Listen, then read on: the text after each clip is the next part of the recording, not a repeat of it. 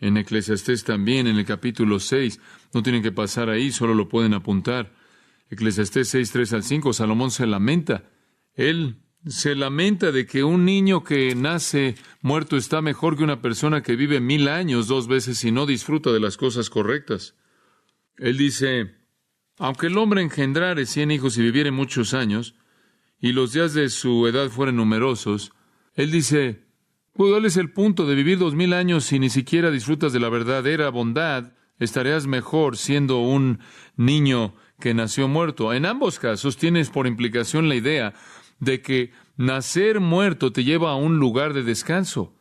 Nacer muerto es mejor que una vida de impiedad, una vida de insatisfacción.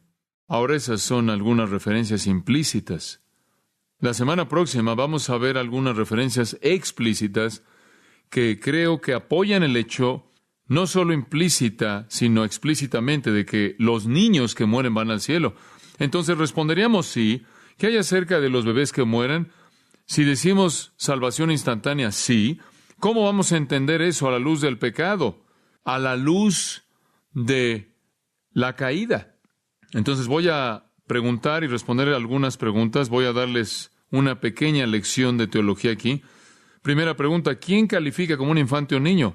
Es una buena pregunta. La gente siempre dice, bueno, ¿cuál es la edad de la responsabilidad? Esa es la manera en la que la respuesta normalmente es respondida. Me gustaría presentarla de otra manera. ¿Quién califica como un infante o niño? ¿De quién estamos hablando aquí? Oímos testimonios esta noche en las aguas del bautismo de algunos jóvenes que tenían 13 años. ¿Es esa la edad? ¿12? ¿11? ¿Son 10? Oí de una joven que ella cree que su salvación ocurrió a la edad de 7, otro creo que a la edad de 10. ¿Cuál es la edad? Y con frecuencia usted oye esa pregunta. Realmente esa no es la pregunta, porque no estamos hablando de una edad de responsabilidad. Entiende esto, estamos hablando de una condición de responsabilidad. Saque la palabra edad de esta discusión. Estamos hablando de una condición de responsabilidad, no una edad.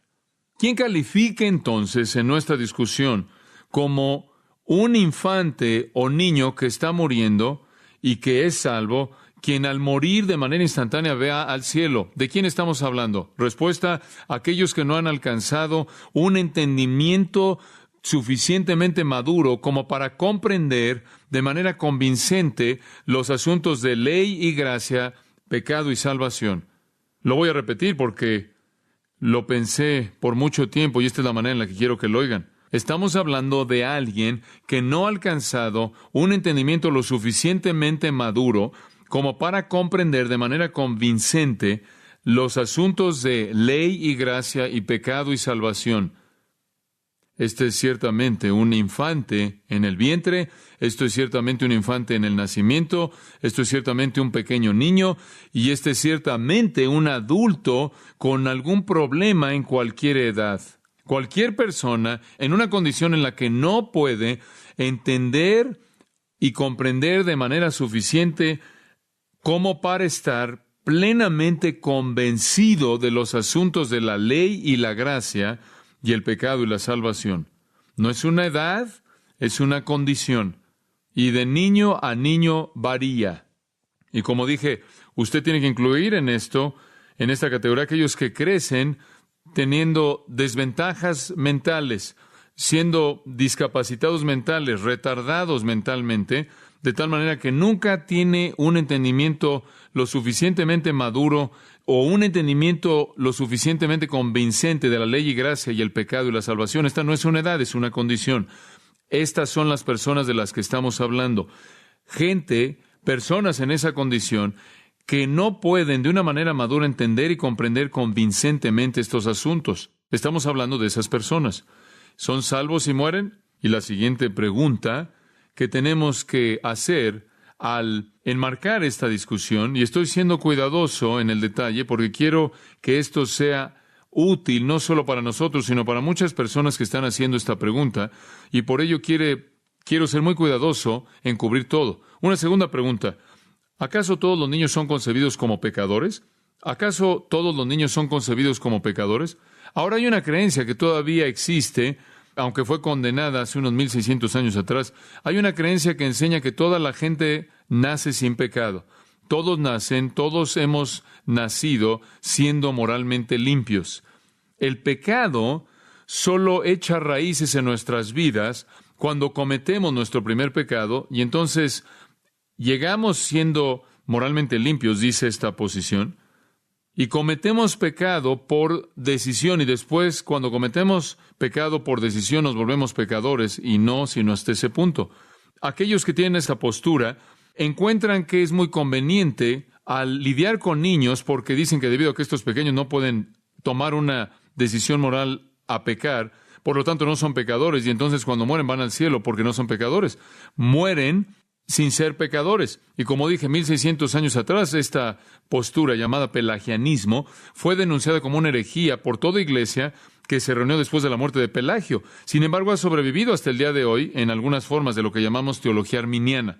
No obstante, la Biblia es absolutamente clara en enseñar que todos los niños son pecadores a partir de la concepción, todos los niños. El principio de la iniquidad está incrustado en la raza humana. Los niños nacen siendo moralmente corruptos, nacen con una inclinación irresistible hacia el mal, y cualquier noción de que los niños nacen siendo moralmente neutrales y libres de una predisposición a pecar es absolutamente contraria a las Escrituras. Y como dije, esta postura fue denunciada como herejía después de la muerte del que la propuso, y ha sido considerada una herejía por aquellos que son fieles a la teología bíblica desde ese entonces. Todos los humanos nacen en pecado. Si los infantes no fueran pecaminosos, no fueran pecadores, si no fueran moralmente corruptos, entonces no morirían. Si nacieran siendo inocentes o puros o siendo moralmente neutrales, no habría base para su muerte. El hecho mismo de que mueren indican que la enfermedad del pecado está ahí en ellos, porque el pecado es el asesino. Es su naturaleza pecaminosa heredada, en donde están plantadas las semillas de la muerte.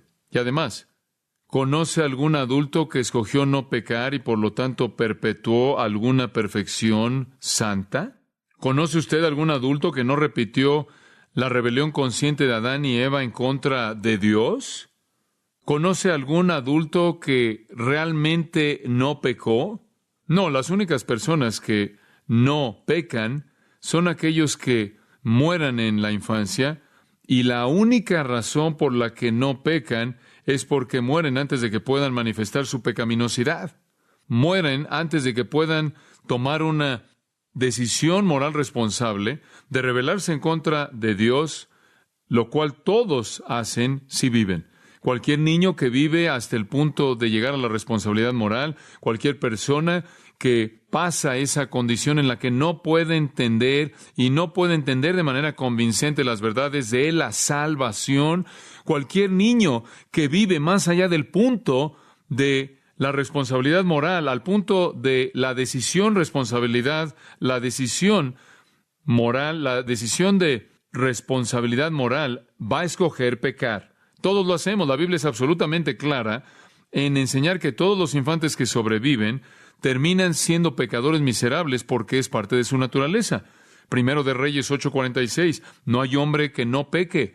Salmo 51:5, he aquí en pecado fui concebido y en maldad me concibió mi madre.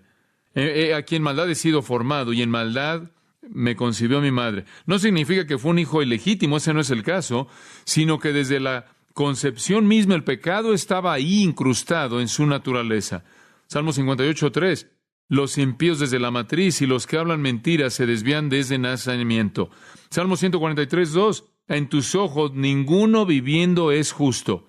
Pero eso es de la concepción en adelante, en el vientre, en el nacimiento, en la infancia, en la niñez o en la edad adulto, nadie es justo. Proverbios 20, versículo 9, ¿quién puede decir, he limpiado mi corazón, estoy puro de pecado? Nadie. Eclesiastés 7, versículo 20, realmente no hay un hombre justo en la tierra que haga bien y nunca peque. Jeremías 17:9, el corazón engañoso es el corazón más que todas las cosas y perverso, ¿quién lo conocerá? Todo en las Escrituras clama acerca de la pecaminosidad del hombre. Jesús en Mateo 15:18, las cosas que proceden de la boca salen del corazón, y del corazón vienen los malos pensamientos, los homicidios y adulterios, fornicaciones, robos, testimonios falsos, calumnias. Estas son las cosas que contaminan al hombre. Es lo que viene de adentro. En Romanos capítulo 3 no hay justo ni aun uno. Y Romanos 3 continúa describiendo el estado miserable del corazón humano. Entonces, la Biblia nos dice que la pecaminosidad no es una condición que le viene a la gente cuando tienen la suficiente edad como para escoger el mal. Es la condición de la raza humana entera, y toda concepción trae una vida pecaminosa. Toda concepción conlleva una vida pecaminosa. Toda persona desde Adán y Eva, toda persona que ha nacido en un estado pecaminoso caído. Eso se vuelve evidente tan pronto como cualquier decisión de conducta es tomada. Nacemos siendo pecadores, también nacemos siendo culpables debido a que heredamos la culpabilidad del pecado de Adán. No quiero entrar a detalles. Si quiere el detalle de esto, puede escuchar la enseñanza que hemos dado de Romanos capítulo 5, pero un par de versículos, Romanos 5:12. Así como el pecado entró en el mundo por un hombre y por el pecado la muerte, así la muerte pasó a todos los hombres por cuanto todos pecaron. Esa es una declaración profundamente definitiva, que dice que cuando Adán pecó, la raza humana se volvió culpable en Adán, y todos pecamos ahí, todos morimos ahí. Y todo humano que nace lleva la culpabilidad del pecado de Adán, el principio de iniquidad y muerte. Nacemos corruptos, heredando esta naturaleza contaminada humana y llevando la culpabilidad de ese pecado original. Y entonces en el mismo capítulo, Romanos 5:21, dice, el pecado reinó en la muerte de ese punto en adelante. Toda la gente entonces nace siendo pecadora, nacen resistiendo la justicia y amando la maldad. Somos, y este es un versículo muy importante, Efesios 2:3, por naturaleza los hijos de ira. Esa es nuestra naturaleza. Génesis 8:21 dice que la imaginación del corazón del hombre es mala desde su juventud. Isaías 48:8, sé que tú te has conducido de una manera muy impía y fuiste llamado transgresor desde el vientre. Ahora, esto es importante. Todo niño es concebido con un virus mortal, el virus del pecado, con motivos corruptos, actitudes corruptas, deseos corruptas, ambiciones corruptas, objetivos corruptos, y lleva la culpabilidad del pecado de Adán. Entonces, no podemos responder a la pregunta al decir, todos los bebés mueren y van al cielo porque no son pecadores. No es así, no es así. El hecho mismo de que mueren prueba que han heredado la corrupción del pecado que produce la muerte. Ahora eso nos lleva a una tercera pregunta. Y ahora vamos a entrar a los asuntos a detalle. ¿Qué implicaciones tiene esta verdad de la depravación en el tema de los infantes que mueren? Debemos concluir que todos los bebés son pecadores depravados desde el tiempo de la concepción porque nacen como hijos de padres depravados. Y un pecador produce otro pecador. Y aquí es donde algunas personas entran y dicen, bueno, si todos son pecadores y todos nacen en pecado, todos son culpables y todos están condenados al infierno, y todos los pequeños que mueren por los millones y billones debido a que son pecadores merecen la muerte y el infierno, y ahí es a donde van debido a que no se pueden arrepentir y debido a que no pueden clamar a Dios por misericordia y gracia, no pueden creer en Jesucristo, todos se van al infierno. Hay gente que cree en esto. Hay gente que me ha dicho eso de manera repetida. Esta es una especie de implicación extraída de su doctrina de la depravación total, que debido a que todos los que nacen en depravación total y merecen el infierno, obtienen el infierno o reciben el infierno. Supuestamente es su proceso secuencial o lógico, pasando de la posición de depravación total.